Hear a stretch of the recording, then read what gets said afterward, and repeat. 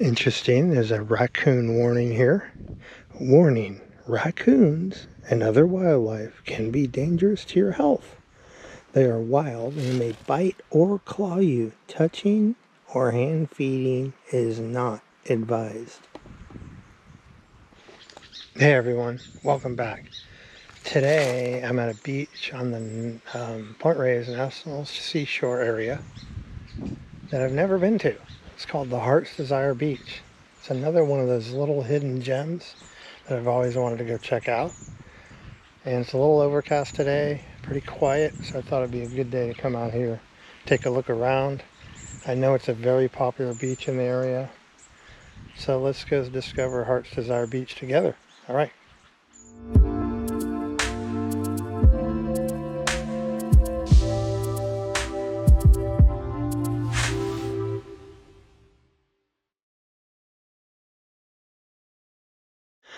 So it is very quiet here today. It's not a super sunny day, but it's not cold either. I'm wearing a t-shirt. It's about 63 degrees, I think it said. And the tide, just to let you know, is very high right now. So I imagine there is more to this beach at low tide. But it seems very tranquil and quiet here. And it's not as cold as the other side because the other side faces the open ocean. So this is a little warmer.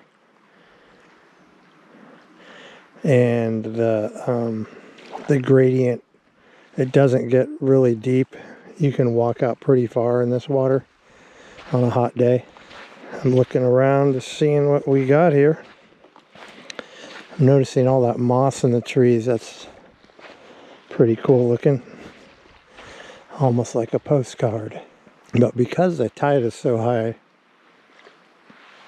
there's not a lot of things that I can check out. I guess I'll go over to that side, which would be considered the south shore, and this would be the north shore of the beach. And across that way is Highway 1, Pacific Coast Highway. And you keep going. You eventually run into Bodega Bay and Point Reyes and Oregon and all that if you go along that road. And for those of you that are not familiar with poison oak, this is poison oak at its worst. When you see the red leaves like that, it is brutal. You don't want to get that stuff near you.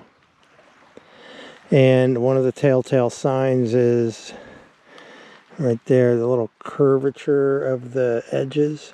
It's got kind of round 3-leaf edges there. This is interesting. You can swim here. I guess these white buoys are your swimming area. But no boats. No boats. But that's a good sign. If you can swim here, that means the water's not extremely cold, and it means that the sand doesn't drop off and get too deep really quickly. And there's a little platform there with all the birds that are chilling on it. I thought we'd walk down as far as we could just to get an idea of the nature around here. Look at the moss. The mossy trees are really cool. All that moss hanging from them. You got some ferns here growing on the shore. Probably not going to see a ton of sea life, but we might run into a jellyfish or something. The only people here on the whole beach are a couple, older couple just enjoying a nice lunch on a picnic table. Friendly. So we said hello, and I asked them if it's always this quiet here, and they said they had no idea. So I guess it might be a first-time visit for them also. But it's definitely a beautiful area here. Very nice. Look at this Old, I guess it's a log pushed into the side there. Fallen tree and moss in the water. These cliffs are pretty wild. They got a lot of color to them. Look at the orange. I wonder what that is. Some kind of mineral bleeding out from the rocks. Some more of it here. There's some kind of moss. It's like a rusty moss. Huh.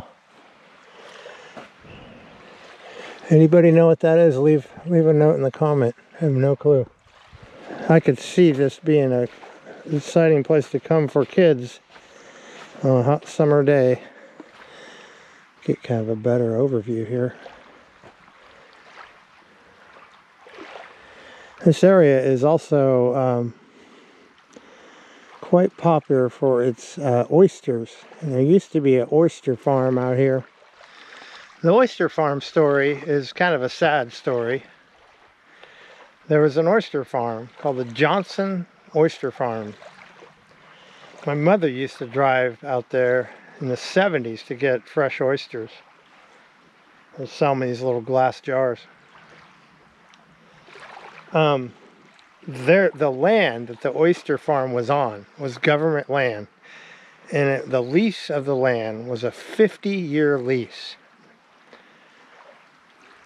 The lease ran up about 3 years ago, 2 or 3 years ago, and this is a thriving oyster business. Everything was doing great. Lease ran out. It was under the business owner's assumption that it would be no issue renewing the lease. Government decided, no, the lease is over. You guys got to get out of here. So that kind of sucked. So they had to shut their business down. I don't know what became of it. I don't know if they moved to another location. But the government didn't seem to care. They were been in business for a very long time. I think they're in business for 30 years or more. Well, actually, if you think about it, I just said the 70s. So they may have signed a 50-year lease with the state. So anyway, that's kind of a bummer for them. I don't know what they ended up doing. Look at the cutouts in this rock. The erosion.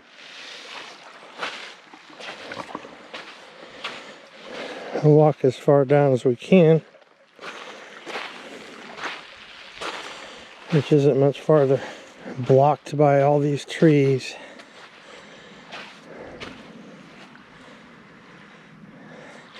Now, I don't know if you can see it. You probably can't, so I'm just going to describe it. If you follow my hand, there's 2 wooden teepees on the shore there. I'm going to hike over there. It's about a half-mile hike to Indian Beach. And apparently those are authentic Miwok-built wooden teepees from the Miwok Indians that lived and inhabited this land. So we're definitely going to go check that out too. But it's so calm here, it almost seems like a lake. I've always loved ferns.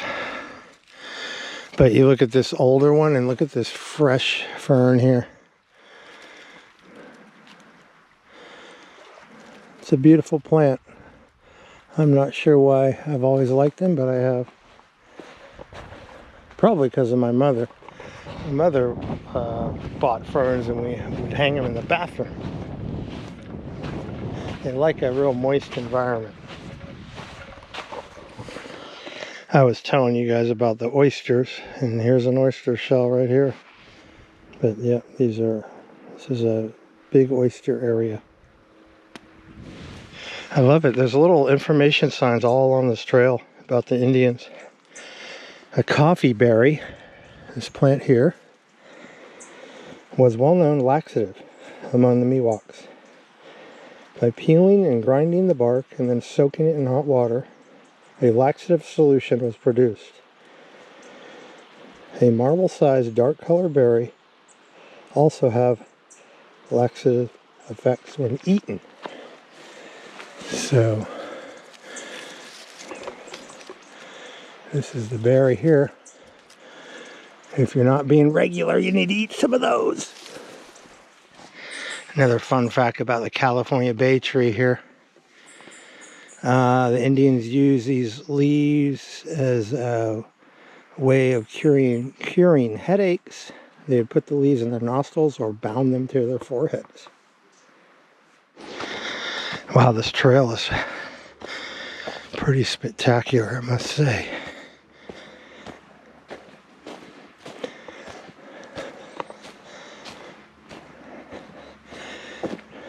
Look at all sorts of little areas here, the ferns and the big fallen trees and the canopy.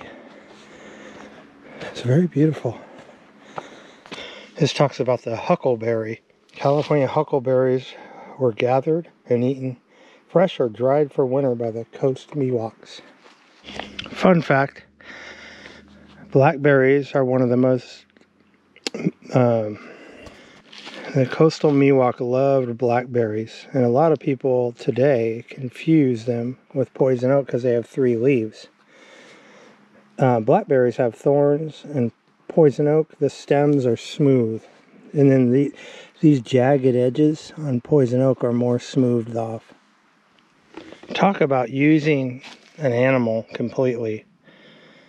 Black-tailed deer were highly valued by the coast Miwok hunters. The meat was used for food. The skin was scraped and tanned using the brain in the tanning process. Leg bones were used to make bone awls and other tools. Hooves were used to make musical instruments, while antlers were used as tools in the arrowhead making process.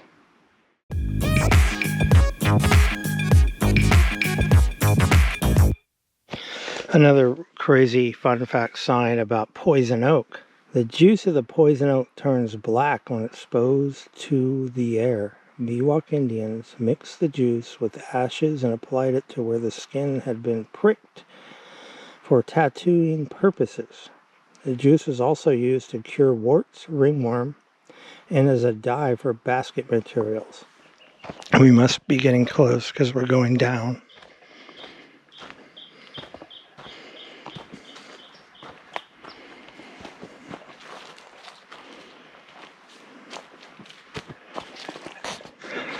Yeah, we're definitely getting close. And here we are. Okay, this is Indian Beach. Now this is crazy. There's no one here. Zippo. Goes a crow.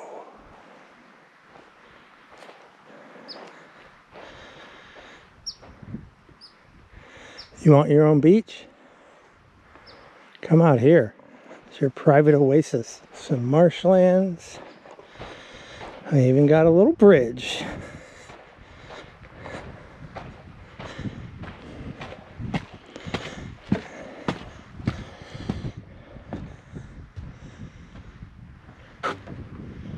It's very calm out here.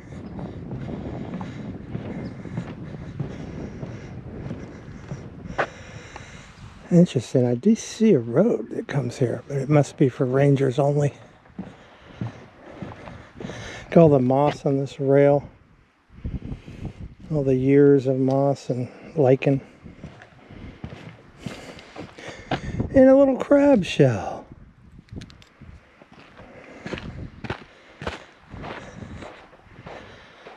Wow. The sand is made up of regular sand and a lot of seashells.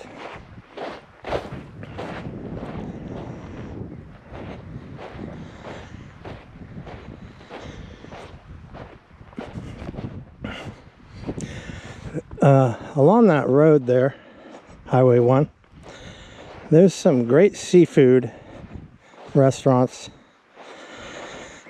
For those of you that like seafood, good stuff out there. Okay, these are the wooden teepees. There's no signage talking about them that I can see. So I'm not, that looks like some kind of authentic canoe. I'm not real positive if these are authentic or recreation, but pretty cool regardless.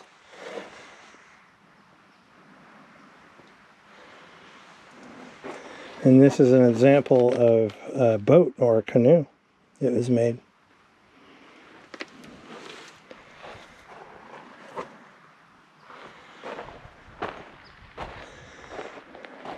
I'm surprised that there's not any signage, because there was so much signage on the trail coming here about these, but nothing here.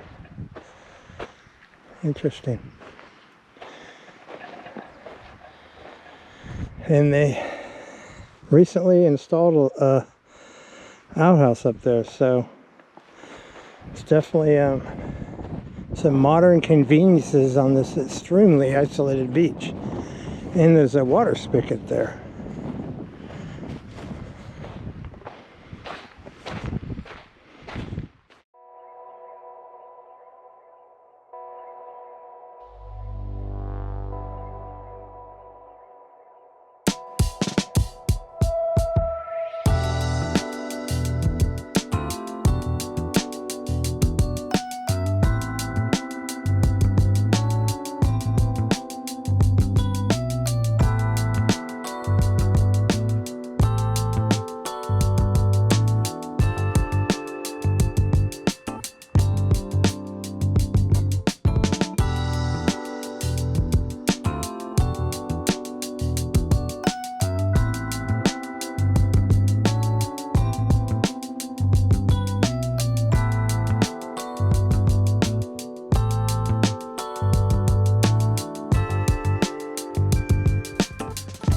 Still no one here.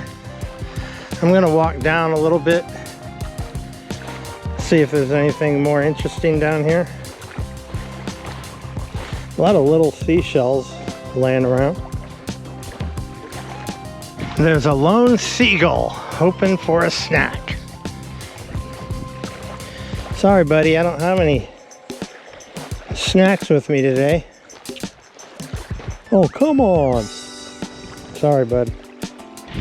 So the, let's see, north end of this Indian beach is just kind of dead end here. Not a lot to look at. So I think I'm gonna slowly make my way back. But I wanted to just kind of ramble to you guys. I don't know if everybody knows about Mr. Beast. Mr. Beast is the biggest YouTuber. I don't really watch his videos, but sometimes I do, and they come up on my radar. And one popped up last week that I thought was really cool. He made a video 10 years ago when he was 17, so Mr. Beast is 27 now. And he made a video for his future self. And it got to me thinking about doing the same thing. So I did the same thing. And I'm gonna post it so it comes out in 10 years, assuming I still have my YouTube channel. But it started getting my gears going, like, what is the world gonna be like in 10 years? I mean, we got AI, ChatGPT. Will cancer be cured? Will it be a medical breakthrough that human beings can live to 150, 200 years old? Will the aging process be reversed? Will there be flying cars? Or these are all positive things.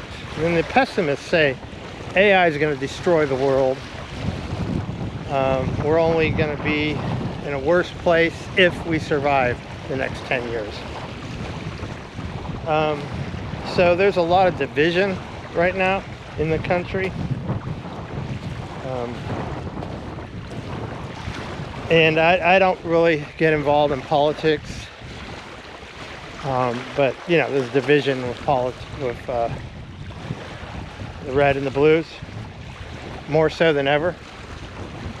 And it's being stirred up by social media because there's bots that are posting videos against each other, or just anything to stir up the pot. So it's kind of a crazy world we live in right now. And I just thought in 10 years,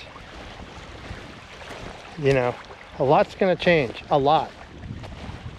If you think 2015, between now and then, a lot's changed. That's nothing compared to what's going to happen. And the main thing is this phone in my hand. People are going to laugh that we used to carry these around, I'll tell you that. They're going to figure something else out in 10 years. I don't know if it's a chip that goes into your brain or what, but it's going to be very interesting, because I think the cell phone is going to be gone. That invention is going to be a thing of the past. So those are just some of the things I was thinking about with that video Mr. Beast posted. So I was kind of reflecting on it too.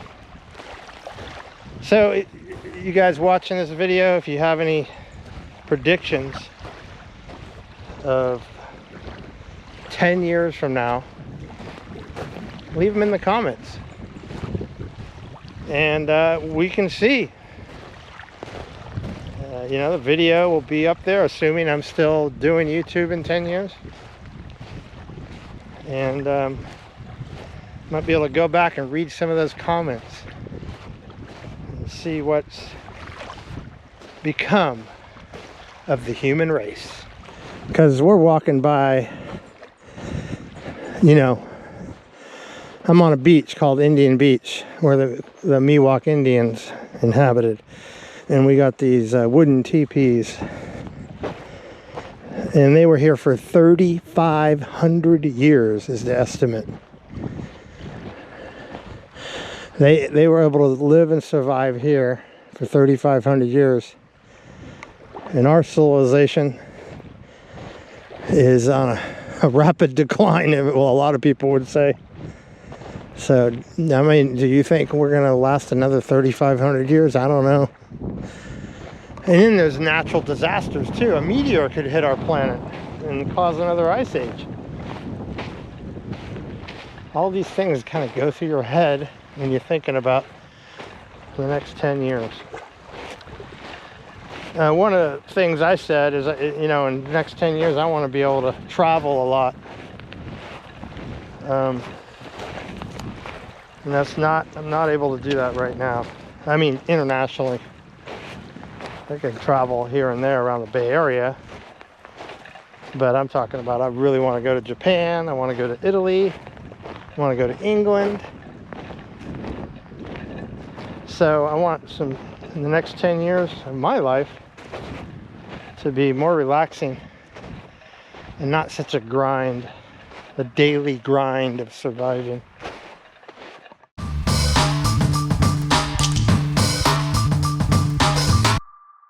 Well, everyone, what did you think of Heart's Desire Beach and Indian Beach? I thought this place was pretty cool. I know it's really strange to be here when it's not busy. You gotta imagine a hot summer day, this beach must be packed. But I'm glad I took the ride out here today and checked it out. Another thing I did not know about in the Bay Area. Always discovering something new. And this one I gotta remember on a hot day to come here. By the way, there's an $8 fee to get in that the ranger will greet you and charge you for to park. But great facilities, as you saw, barbecue pits, barbecue stands, and picnic tables, and a nice beach. And there was a lady swimming in there, so it's a swimmable beach too. So thanks again for coming with me on this journey to the wild nature. And I'll see you on my next video. All right, peace.